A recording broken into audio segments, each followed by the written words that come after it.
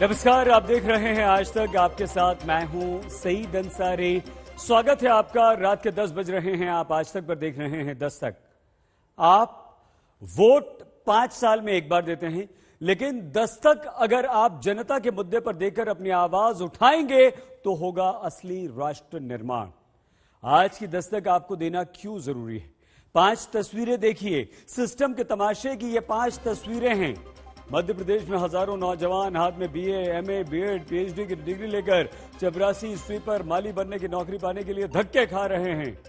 सरकारी अस्पतालों के रेजिडेंट डॉक्टर्स अपनी नीट, पीजी, काउंसलिंग न होने के कारण हड़ताल करके प्रदर्शन करने के लिए मजबूर हैं। राजस्थान में भर्ती धांधली के विरुद्ध कोई नेता आवाज नहीं उठाता। एक ईमानदार अधिकारी शौर्य चक्र विजेता ने अपनी नौकरी बेरोजगारों की लड़ाई के लिए छोड़ दी है। पटना में वार्ड सचिव अपनी सैलरी के लिए बीजेपी दफ्तर घेरते हैं। पानी की बौछार, पुलिस की लाठी पाते हैं।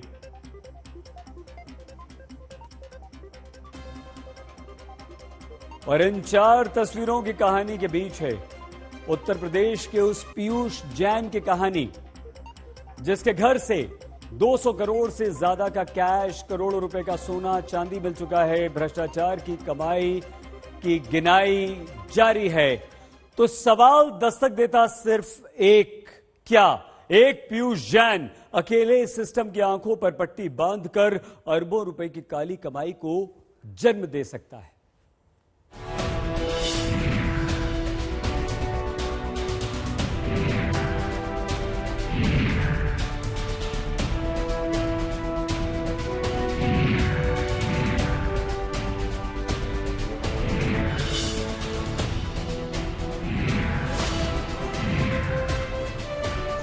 पीयूष जैन को अब लेकर के यहाँ से डीजीजीआई की टीम ये निकल रही है। मेन ऑफिस का यहाँ पर ये डोर है और यहाँ पर भी आप देखेंगे नोटिस चस्पा है।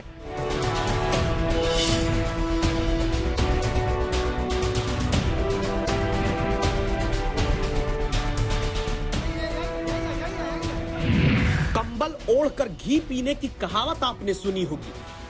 कानपुर के थाने में जमीन पर कंबल ओढ़कर लेटे ये काले धन के सबसे बड़े कारोबारी पीयूष जैन।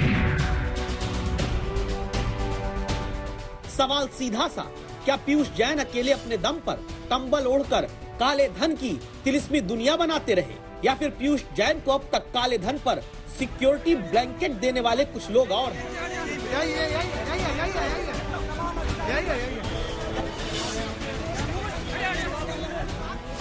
सवाल इसलिए क्योंकि कानपुर से कन्नौज तक 6 दिन तक चली छापेमारी में जीएसटी, इंटेलिजेंस और आयकर विभाग की टीम को अब तक 200 करोड़ के कैश का पता चल चुका है और गिनती अब भी जारी है। ये गिनती उस राज्य में हो रही है जो नीति आयोग की रिपोर्ट के मुताबिक देश में गरीबी के पैमाने पर तीसरे नंबर का राज्य है, जहां आंकड़े कहते हैं कि 38% लोग उत्तर प्रदेश में गरीब हैं, जहां नीति आयोग कहता है कुपोषित आबादी के मामले में उत्तर प्रदेश देश में चौथे नंबर पर है। जिस राज्य की आबादी 24 करोड़, सरकार खुद कहती है कि 15 करोड़ लोग मुफ्त मिलते सरकारी अनाज के भरोसे पेट भर पाते हैं, वहां एक अकेला पीयूष जैन कैसे कानपुर से कन्नौज तक देश की हर एजेंसी की नजरों से छिपकर अपनी काली दुनिया चलाता रहा, जिसे गिरफ्तार करके अब जेल भेजा जा चुका है। जिस तरीके से बेतहाशा कैश, बेशकीमती प्रॉपर्टीज के दस्तावेज मिले हैं, जेवरात मिले हैं, उन पर अभी जीएसटी के बाद इनकम टैक्स और फिर ईडी जैसी सेंट्रल एजेंसीज भी शिकंजा कसेंगी, पूछताछ करेंगी कि आखिर पीयूष जैन, जो कहने को तो दस्तावेजों में इत्र कारोबारी था, इत्र के कारोबार का गुटखा से कनेक्शन था, लेकिन इत्र और गुटखे के कारोबार में करोड़ों की कैश बरामदगी। पीयूष जैन पान मसाला बनाने वाली कंपनियों को खुशबू के लिए परफ्यूमरी कंपाउंड देने का काम करता रहा, जिसके कानपुर के घर में बंडलों में बंधे हुए 177 करोड़ रुपए से ज्यादा के नोट मिले। कन्नौज के घर में छापा मारने पहुंची टीम को दीवारों के भीतर रखे नोट निकालने के लिए हथौड़े लेकर मजदूर बुलाने पड़े। माननीय न्यायालय ने रिमांड 14 दिन के लिए दिया है और इसमें टैक्स की चोरी जो पाई गई, अभी लेटेस्ट डेटा के अनुसार 31 करोड़ 50 लाख रुपए का टैक्स का एवेजन सामने आया है। इन्वेस्टिगेशन अभी चल रहा है। नगद बरामद 175 करोड़ रुपए हुआ है, जो कि भारतीय स्टेट बैंक की मेन ब्रांच शाखा में जमा कर दिया गया है। 120 घंटे पीयूष जैन की काली कमाई को पता करने में पहले लगे। 50 घंटे तक दावा है पूछताछ हुई।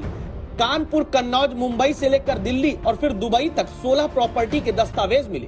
कन्नौज में घर के भीतर 18 लॉकर, 500 चाबियों का गुच्छा मिला। कानपुर में 177 करोड़ रुपए मिले। कन्नौज में 17 करोड़ रुपए कैश मिले। छापे में 23 किलो सोना भी मिला, साथ में 6 करोड़ रुपए चंदन का तेल भी। जरा ये देखिए विदेशी ब्रांड का सोना कन्नौज में यूं पीयूष जैन के घर से मिलता रहा, और ये बोरियों में भरा हुआ वो रुपया जो करोड़ों रुपया महीने के 5,000 से कम प्रति व्यक्ति कमाने वाले राज्य के एक कारोबारी के घर से मिलता है।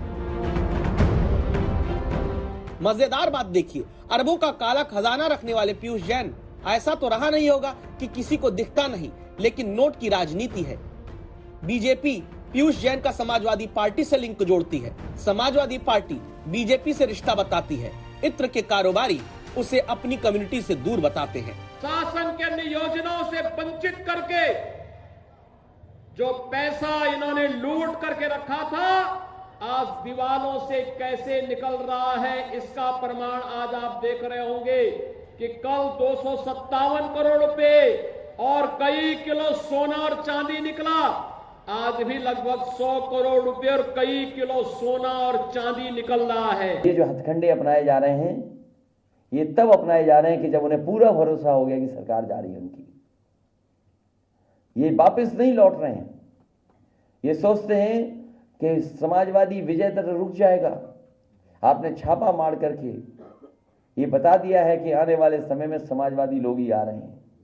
उत्तर प्रदेश की जनता आपको हटाने जा रही है।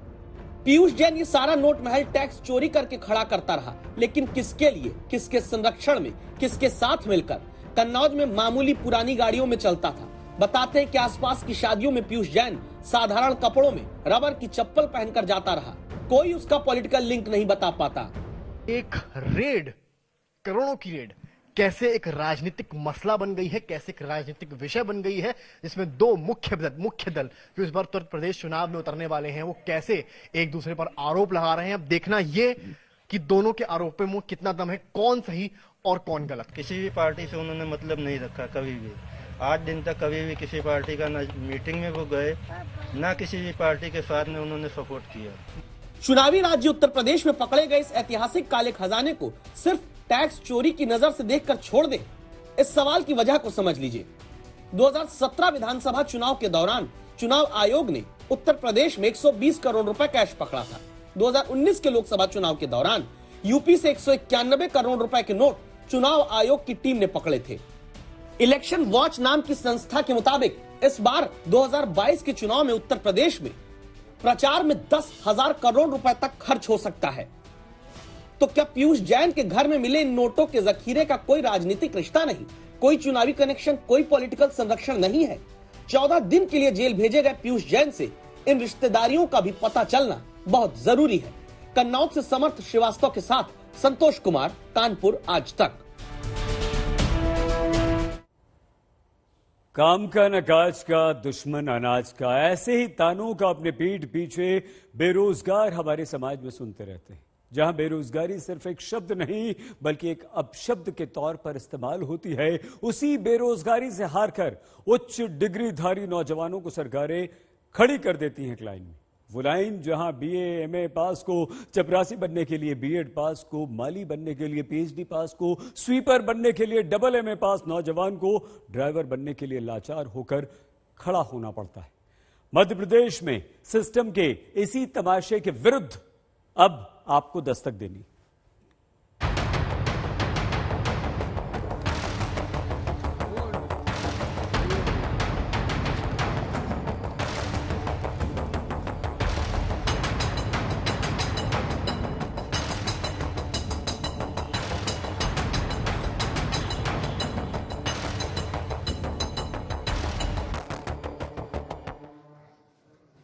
मजबूरी में ये तो करना पड़ेगा, क्या करेंगे फिर उसके अलावा। किसी भी प्रकार का रोजगार के अवसर तो यहाँ पे है ही नहीं है। घर से दही शक्कर खाकर आए लाइन में खड़े मध्य प्रदेश के ये वो युवा हैं जिन्होंने बचपन से यही सुना कि पढ़ोगे लिखोगे तो बनोगे नवाब, खेलोगे कूदोगे तो होगे खराब। जीवन भर ये नौजवान पहले स्कूल कॉलेज का बैग कंधे पर टांग पड़ते रहे, अब किस्मत घिस रहे हैं एक नौकरी के लिए। आप सोचेंगे तो इसमें कौन सी बड़ी बात है। हम कहेंगे बस थोड़ा सा धैर्य करके देखिएगा, क्योंकि हाथों में फोल्डर लेकर आए इन बेरोजगारों के लिए आपकी दस्तक बहुत जरूरी है। ये फाइल खोलते हैं तो उसमें डिग्रियों, मार्कशीट्स का अंबार नजर आता है। इतनी डिग्री के बाद भी किस योग्यता की नौकरी के लिए ये नौजवान आए, ये जानने के लिए मिली अभिनंदन से। पहले इनकी बात को सुनिए। मैंने 2 मास्टर डिग्री की हुई है, जिसमें एक एमए इंग्लिश लिटरेचर से है और दूसरी एमए एजुकेशन है, एमएड जिसको बोला जाता है। और शिक्षा विभाग के लिए बीएड भी किया हुआ है, पीजीडीसीए भी है मेरे पास, डीसीए भी किया हुआ है, साइंस लाइन में बीएससी भी की हुई है। तो मेरे पास मास्टर डिग्रियां भी हैं और पीजी की यूजी की डिग्रियां भी हैं। लेकिन आज मजबूरी बस इस ज़िले में निकली हुई चपरासी की पोस्ट के लिए मुझे लगना पड़ रहा है। मतलब हकीकत यह है कि मध्य प्रदेश की अलग अलग जिला अदालतों में चपरासी और माली बनने के लिए बड़ी बड़ी डिग्रियों के युवाओं को आना पड़ता है। चपरासी, माली, स्वीपर की नौकरी के लिए 8वीं पास योग्यता मांगी गई है। भर्ती के लिए लाइन लगाकर एमए, एमसीए वाले खड़े हैं।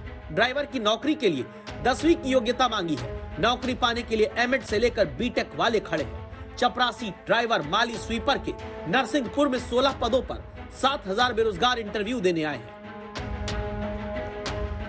संभव है कि किसी को लगे कि अरे पढ़े लिखे हैं तो सरकारी नौकरी के लिए ही क्यों इतनी कोशिश, प्राइवेट नौकरी कर ले। तो आपको जवाब सुनना जरूरी है। काफ़ी समय से प्राइवेट सेक्टर में भी ऐसी कोई वैकेंसीज नहीं है, और अगर वैकेंसी है तो क्वालिफिकेशन के अकॉर्डिंग वहाँ पे पेमेंट या सैलरी या अपन एक कहीं फिक्सेशन नहीं है। अभिनंदन की तरह चपरासी पद पर ही भर्ती के लिए आए ये दिव्यांग राजेश है। सोचिए कितनी कठिन परिस्थितियों में ये अपने पैर पर खड़े होने के मकसद से पढ़े होंगे, लिखे होंगे। समाज शास्त्र में एमए किया है, लेकिन बेरोजगारी के सरकारी शास्त्र के आगे हार जाते हैं। कभी कोरोना, कभी चुनाव के नाम पर भर्तियां टलती रही। एमए पास राजेश चपरासी ही बन जाएं की आखिरी उम्मीद लेकर नरसिंहपुर की अदालत में आए हैं। एमए मेरी डिग्री है, एमए पढ़ने के बाद चपरासी करनी पड़ी तो सर अब मिल ही नहीं रही। जे देख रहे 2 साल जो कोरोना में चलेगा, 5 साल जो सरकार बने में चलेगा।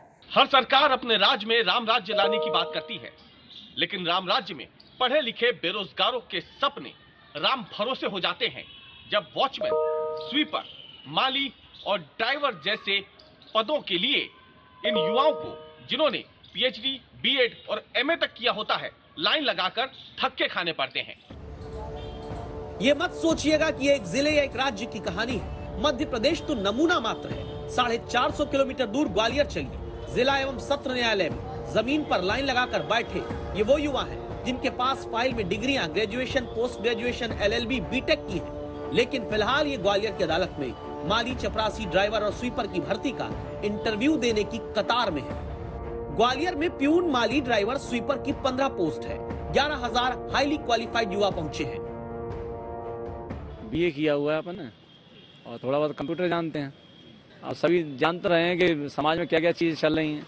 बहुत पढ़े लिखे यहाँ पे और भी ग्रेजुएट भी लोग आए हुए हैं, अच्छे से अच्छे लोग आए हुए हैं। एमए, बीए, एमबीए सभी तरह के लोग आए हुए हैं। आखिर ये नौबत क्यों आती है? कारण है सरकारी पदों को भरने में सुन्न होकर सन्नाटा मारकर बैठी सरकारें और सिस्टम। सरकार मध्य प्रदेश की खुद विधानसभा में बता चुकी है कि 2020 के अंत तक मध्य प्रदेश में 24,72,000 बेरोजगार पंजीकृत हैं। साल 2020 में ही अकेले नए बेरोजगार 6,11,000 जुड़े हैं। आर्थिक सर्वेक्षण में मध्य प्रदेश की सरकार ने बताया कि साल 2020 में उसने 3,605 आवेदकों को नौकरी दिलवाई है। आंकड़ों के मुताबिक मध्य प्रदेश में पुलिस, शिक्षा, पटवारी समेत कई विभाग में 80,000 से ज्यादा पद खाली हैं। सरकार या तो पद भरेगी नहीं या फिर ठेके पर मजदूर की तरह संविदा पर रखकर काम चलाऊ रूप से रोजगार दिया जाता है, जिससे बेरोजगारी लगातार और बढ़ती है। मध्य प्रदेश बेरोजगारों का और बेरोजगारी का हब बन गया है। मध्य प्रदेश की विधानसभा में अभी मुख्यमंत्री जी ने बड़े आंकड़े गिनाए, कितने लोगों को हम रोजगार दे रहे हैं, इतने लोगों को जो नौकरी निकाल रहे हैं। पर हैं कहाँ वो जो कमलनाथ जी की सरकार के अंदर जो शिक्षकों की भर्ती का सब पूरा हो गया था, वो आज तक चक्कर लगा रहे हैं। मुख्यमंत्री जी स्वयं चिंतित है इस बात के लिए, और उन्होंने स्वयं ने भी कहा है, और ये प्रक्रिया प्रचलन में है और मैं समझता हूँ जल्दी ही प्रारंभ हो जाएगी। यूं तो कोई भी काम छोटा नहीं होता, लेकिन योग्यता के मुताबिक नौकरी न मिलना भी एक बेरोजगारी ही कहलाती है। जिसे समय रहते खाली पदों को भरकर दूर किया जा सकता है। वरना शिक्षक योग्यता की डिग्री पाया नौजवान माली बनने के लिए, साइंस में पोस्ट ग्रेजुएट ड्राइवर बनने के लिए, MCA पास युवा स्वीपर बनने के लिए कहीं पर खड़ा मिलेगा। हजारों सरकारी पद खाली हैं, सैकड़ों पदों पर भर्तियां लटकी हैं। ये पद खाली और भर्तियां इसलिए लटकी रहती है क्योंकि चुनावी साल में राजनेता इन पदों पर भर्तियां करके वोट कैश करा सके। मध्य प्रदेश में अभी चुनाव होने में समय है। ऐसे में सवाल उठता है कि क्या तब तक उच्च डिग्रीधारी युवा यूं ही चपरासी, ड्राइवर, माली और स्वीपर की नौकरियों के लिए लाइनों में लगाए जाते रहेंगे। अनुज और सर्वेश के साथ रवीश पाल सिंह, भोपाल, आज तक। सिस्टम का तमाशा नहीं तो और क्या कहेंगे। जब राजस्थान में ईमानदारी से नौकरी पाने के लिए नौजवान संघर्ष करते रहे, युवा आंदोलन करते रहे, एम्बुलेंस में अस्पताल जाने को मजबूर हो जाएं, सरकार के कान आंख बंद हो जाएं, आवाज उठाने के लिए शौर्य चक्र विजेता को अपनी नौकरी से इस्तीफा देना पड़ जाए।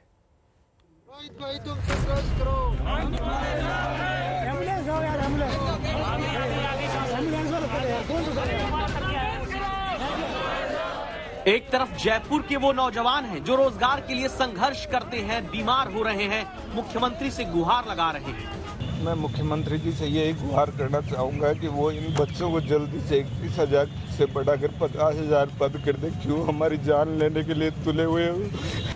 दूसरी तरफ राजस्थान के वो नौजवान अधिकारी जिन्होंने देशवासियों की रक्षा के लिए दुश्मनों से लोहा लिया, शौर्य चक्र का सम्मान जिन्हें देश ने दिया। क्षमता, दृढ़ता, साहस तथा कर्तव्य निर्वहन के प्रति निस्वार्थ समर्पण का परिचय दिया श्री विकास जाखड़।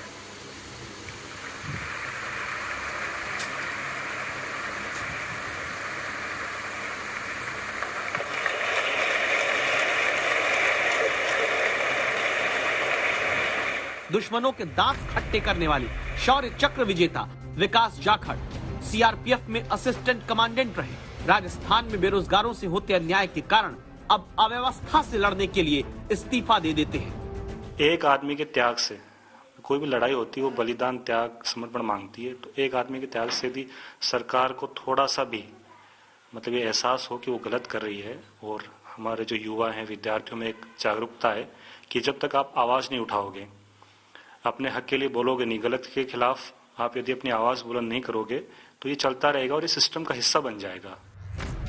जनता के लिए जान दे देंगे कहकर वोट लेने वाले हर पार्टी के नेता आज देखें CRPF के असिस्टेंट कमांडेंट विकास जाखड़ की इस दस्तक को।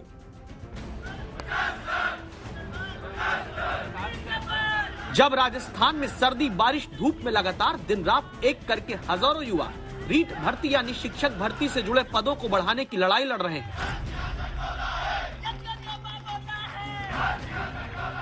तब इन बेरोजगारों से मिलने एक नेता नहीं आता, एक मंत्री अपना केबिन नहीं छोड़ पाता, एक अधिकारी अपनी कुर्सी से हिल नहीं पाता।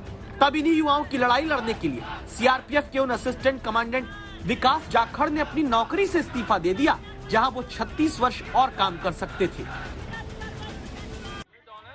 क्या एक विधायक में है हिम्मत कि वो विकास जाखड़ की तरह आगे आकर कहे कि हाँ, हो रहा है अन्याय राजस्थान के इन बेरोजगार युवाओं के साथ जो जमीन पर हाथ जोड़कर नतमस्तक है। हाँ, मैं भी विकास जाखड़ की तरह इन नौजवानों के साथ आंदोलन करने के लिए छोड़ता हूं अपनी कुर्सी। क्या एक विधायक या मंत्री ऐसा कह सकता है? छोड़ सकता है कि अपनी लाल बत्ती, अपना लाखों का वेतन और भत्ता? नहीं है किसी में भी हिम्मत। बेरोजगारों के लिए आहत होकर असिस्टेंट कमांडेंट का नौकरी छोड़ देना क्या राजस्थान सरकार को आहत कर पाएगा? जिस तरह से लगातार बेरोजगार आंदोलन कर रहे हैं, देखा जा सकता है ये शहीद स्मारक है और यहाँ से जिधर भी आपकी नजरें जाएंगी आप देख सकते हैं ये सारे बेरोजगार हैं जो अलग अलग मांगों के लिए यहाँ पर बैठे हुए हैं, चाहे विद्यार्थी मित्र पंचायत हो या पैरा टीचर्स हो या फिर रीट के परीक्षार्थी हो, बेरोजगार हो। इस तरह से यहाँ पर लगातार ये आंदोलन कर रहे हैं, मगर सरकार की तरफ से कोई सुनवाई नहीं हो रही है, कोई इनसे वार्ता करने के लिए नहीं आ रहा है।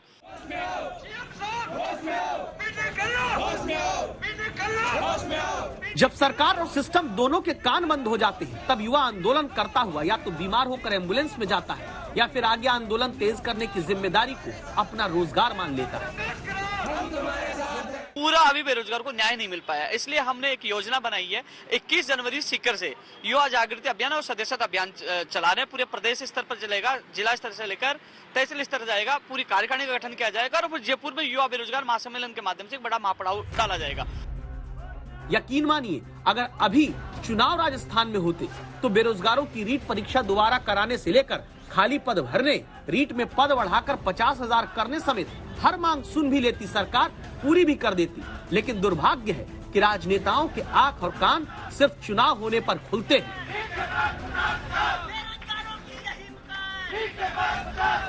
इसीलिए शौर्य चक्र विजेता अपनी नौकरी का बलिदान देते हैं, देश के भविष्य का जिम्मा उठाने वाले बेरोजगारी के दलदल में ताकि न धकेले जा सके। शरद कुमार, जयपुर, आज तक। कहते हैं कि जहर से भी ज्यादा खतरनाक जहरीली सोच होती है। जहर इंसान को एक बार मारता है, लेकिन जहरीली सोच पूरे समाज को बार बार मारती है, सोचने समझने की शक्ति को समाप्त कर देती है। हरिद्वार के बाद रायपुर में हुई धर्म संसद में मुसलमानों को लेकर आपत्तिजनक बयानबाजी हुई, लेकिन हद उस समय हो गई जब कालीचरण महाराज ने राष्ट्रपिता महात्मा गांधी को गाली दी और महात्मा गांधी को मारने वाले नाथूराम गोडसे का सम्मान किया। बापू के बारे में ऐसे अपशब्दों का इस्तेमाल किया गया जो हम आपको सुनवा भी नहीं सकते।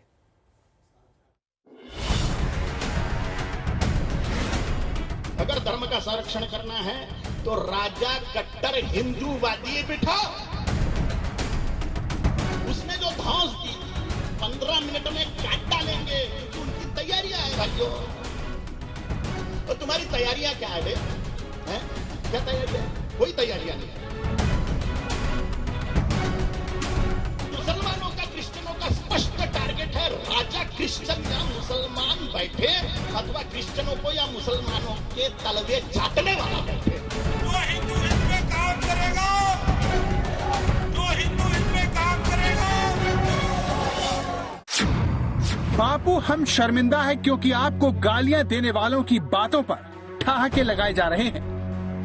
बांग्लादेश और पाकिस्तान हमारे सामने कब्जाया, उन्होंने राजनीति के द्वारा कब्जाया। मोहनदास करमचंद गांधी ने सत्यानाश किया। और नाथूराम गोडसे जी को नमस्कार है, मार डाला। बापू, हम शर्मिंदा है क्योंकि कुछ नेता देश की सर्वधर्म संभाव वाली संवेदना से बेखबर हैं। The Hindu has been taken out from his mother religion. There is only one possible solution. There is only one solution to address this anomaly. Those people who have left their mother religion and have, for various socio-political, economic reasons over the course of India's history, those who have gone out of the Hindu fold must be brought back in whole.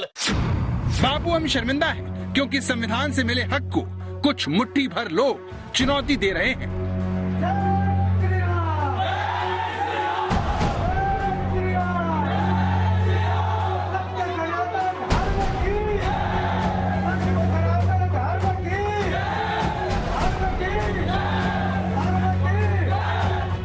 जो महात्मा गांधी सत्य को ही धर्म मानते थे, जो बापू दूसरों के दुख में दुखी होने को धार्मिक होने की पहचान मानते थे, जिनके लिए इंसानियत ही धर्म था, उन राष्ट्रपिता को पूजने के बजाय खुलेआम गालियां देने का अधर्म हो रहा है।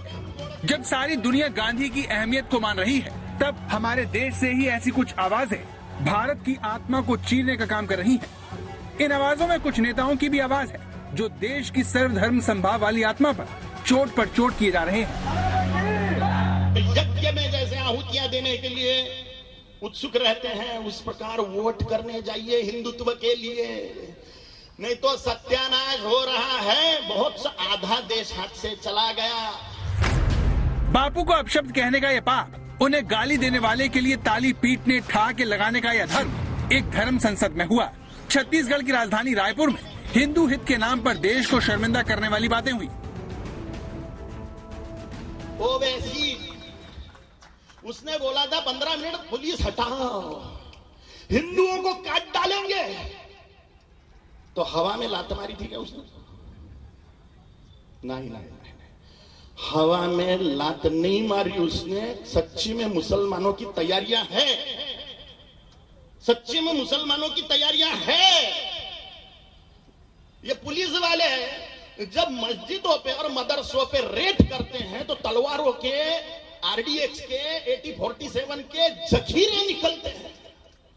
तुम्हारे मंदिरों में क्या है? क्या है तुम्हारे मंदिरों में? सोने चांदी की तलवारें हैं जिससे सब्जी नहीं काटी जा सकती। कालीचरण महाराज पिछले साल मध्य प्रदेश के भोजपुर के मंदिर में शिवांडर स्रोतम गाकर सोशल मीडिया पर चर्चित हुए थे। ओम जटाटवी गलज्जलं प्रवाह भावितस्थले गले वलंब्यलंबितं भुजंगतुंगमालिकाम्। उनके इस वीडियो ने शिव भक्तों का मन मोह लिया था। यहाँ तक कि कई बॉलीवुड सितारों ने भी उनकी जमकर तारीफ की थी। उस वक्त कालीचरण को महादेव के प्रतिभाशाली भक्त के रूप में खूब सुर्खियां मिली थी। ओम कालीचरण महाराज महाराष्ट्र के अकोला के पुराने शहर शिवाजी नगर के रहने वाले हैं। उनका असली नाम अभिजीत धनंजय सराग है। अकोला में जन्मे अभिजीत के पिता की एक मेडिकल शॉप है। 8वीं क्लास तक ही पढ़े 48 साल के कालीचरण को बचपन में ही उनकी मौसी के घर इंदौर भेज दिया गया। यहीं पर उन्होंने हिंदी सीखी और भैयू जी महाराज के आश्रम में जाने लगे। भैयू जी महाराज को गुरु बनाने के बाद उन्हें नया नाम मिला कालीचरण। खुद को शिव भक्त बताने वाले कालीचरण महाराज अपने रूप और श्रृंगार को लेकर चर्चा में रहते हैं, लेकिन गांधी जी को अपशब्द कहने की वजह से अब उनका चौतरफा विरोध हो रहा है।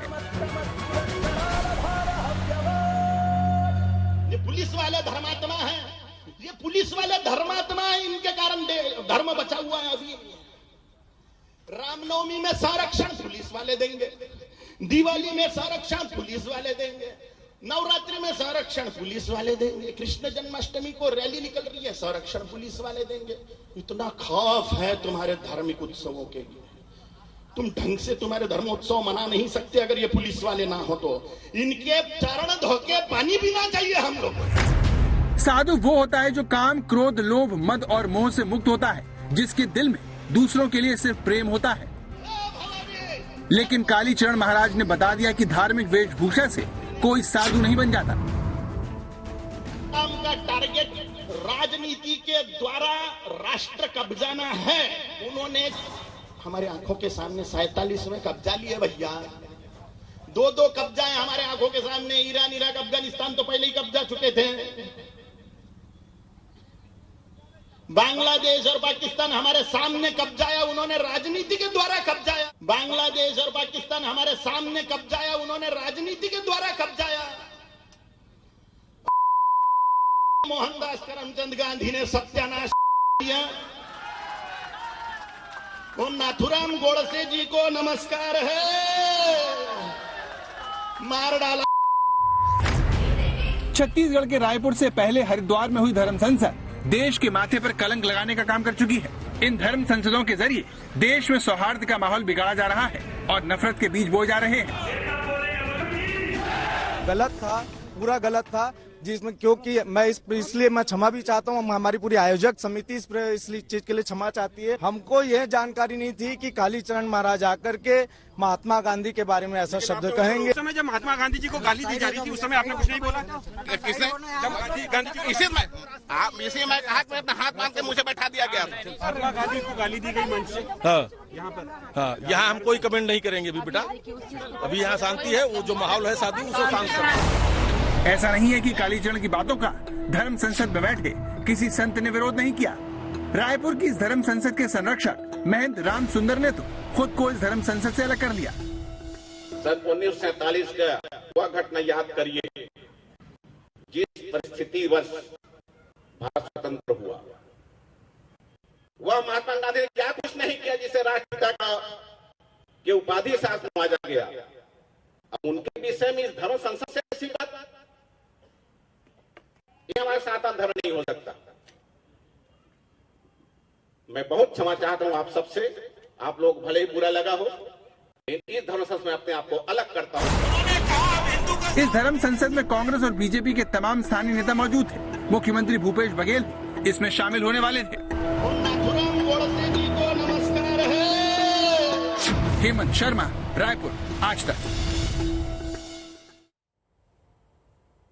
रायपुर में हुई धर्म संसद में महात्मा गांधी को अपशब्द कहने वाले कालीचरण महाराज की गिरफ्तारी की मांग हो रही है।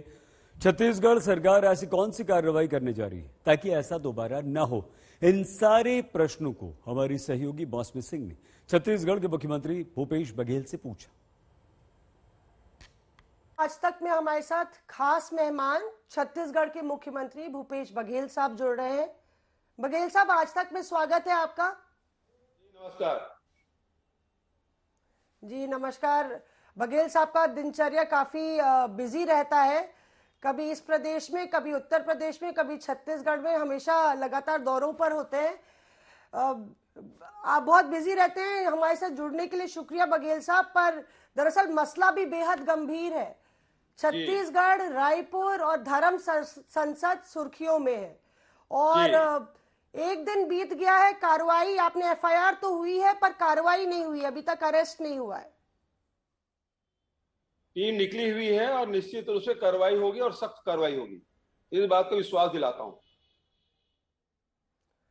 क्या एफआईआर दबाव में और खाना पूर्ति के लिए हुई? क्योंकि धारा 505(2) और 294 के तहत मामला तो दर्ज किया गया है, पर कालीचरण महंत के खिलाफ किया गया है, बाकी ऑर्गेनाइजर्स के खिलाफ कोई कार्रवाई क्यों नहीं बघेल साहब? देखिए, विवेचना में सारी बातें आएगी और पुलिस विवेचना में मतलब पहले ही एफआईआर में सारी धाराएं नहीं लग जाती, विवेचना में लिया गया है और विवेचना में जो लोग भी दोषी पाए जाएंगे उनके खिलाफ कार्रवाई की जाएगी। इस बात को विश्वास में दिलाता हूं जी। क्योंकि मसला दरअसल सिर्फ रायपुर का नहीं है। अभी हरिद्वार में जो धर्म संसद हुई थी वो भी सुर्खियों में थी और लगातार ये आरोप लग रहे हैं कि जो आयोजक है, अगर बात करें महंत राम सुंदर दास की, तो वो उनको कैबिनेट रैंक मिली हुई है, कैबिनेट का दर्जा मिला हुआ है। तो ऐसा आरोप विपक्ष लगा रहा है कि कांग्रेस के संरक्षण में इस धर्म संसद को इजाजत दी गई और इस तरह से वैमनस्य फैलाने की इजाजत कांग्रेस के संरक्षण में दी गई, कांग्रेस के नेताओं की मौजूदगी में। क्या कहेंगे? देखिए मौसमी जी, ये जो धर्म संसद का आयोजन किया गया, तो आयोजकों ने न केवल महंत राम सुंदर दास को संरक्षक बनाया, बल्कि यहाँ रायपुर के अन्य विधायक हैं उसको भी संरक्षक बनाया गया, भारतीय जनता पार्टी के विधायक है उसको भी संरक्षक बनाया गया, यहाँ के जो पार्षद हैं उनको भी उसमें आयोजकों में शामिल किया गया। तो ये क्योंकि सनातन धर्म के बारे में चर्चा होगी तो स्वाभाविक रूप से सब लोग इसकी सहमति दे दी। देशद्रोह का मुकदमा क्या दर्ज किया जाएगा? क्योंकि ये भी मांगे उठ रही हैं, क्योंकि देश के राष्ट्रपिता के खिलाफ इस तरह की अभद्र टिप्पणियां हुई, इस तरह की गालियां निकाली गई, इस तरह की भाषा का प्रयोग किया गया, तो देशद्रोह का मुकदमा क्या दर्ज होना चाहिए? वो मौसमी जी, जिस प्रकार से राष्ट्रपिता महात्मा गांधी के खिलाफ जिन शब्दों का प्रयोग किया गया है, सामान्य व्यक्ति के लिए भी ये मुनासिब नहीं है। और वो संत का चोला पहना हुआ था, गेरुआ वस्त्र पहना हुआ था, उससे तो कतई उम्मीद नहीं की जा सकती। लेकिन यदि कोई गुंडे बदमाश इस प्रकार से यदि वस्त्र धारण कर ले और इस प्रकार, तो उसे साधु तो नहीं कहा जा सकता, लेकिन वो किया गया तो उसके खिलाफ तो कड़ी कार्रवाई होगी ही। आपने जिक्र किया कि दुरुपयोग हो रहा है इस तरह के मंचों का। क्या चुनाव है 5 राज्यों में, उत्तर प्रदेश के आप प्रभारी भी हैं, चुनाव प्रभारी, तो क्या चुनावी मौसम को देखते हुए आप कह रहे हैं कि ये साजिश हो रही है एक तरीके से माहौल बिगाड़ने की, चाहे वो हरिद्वार हो या रायपुर? बिल्कुल, ये सीरीज तो चल रहा है छत्तीसगढ़ में। इसके पहले भी धर्मांतरण को लेकर, सांप्रदायिकता को लेकर बहुत भारतीय जनता पार्टी और आरएसएस के अनुषांगिक संगठनों ने बहुत सारे कार्यक्रम किए, लेकिन छत्तीसगढ़ शांत प्रिय प्रदेश है और अभी जो उपचुनाव हुए उसमें मुंह की खानी पड़ी। और रमन सिंह जो पूर्व मुख्यमंत्री हैं उसके वार्ड से भी वो चुनाव हारे जहां उपचुनाव हो रहे थे। तो यहाँ की जनता ने बिल्कुल इनको दरकिनार कर दिया और 15 जो चुनाव हुए उसमें से 14 ये लोग बुरी तरह हारे। तो जनता ने जवाब दे दिया, छत्तीसगढ़ में इस प्रकार की कोई चीज नहीं चलती। ये शांति प्रिय प्रदेश है, यहाँ भाईचारा और प्रेम और सौहार्द का वातावरण है। इस यहाँ के वातावरण में जहर घोलने की जो कोशिश करेगी जनता बर्दाश्त नहीं करती और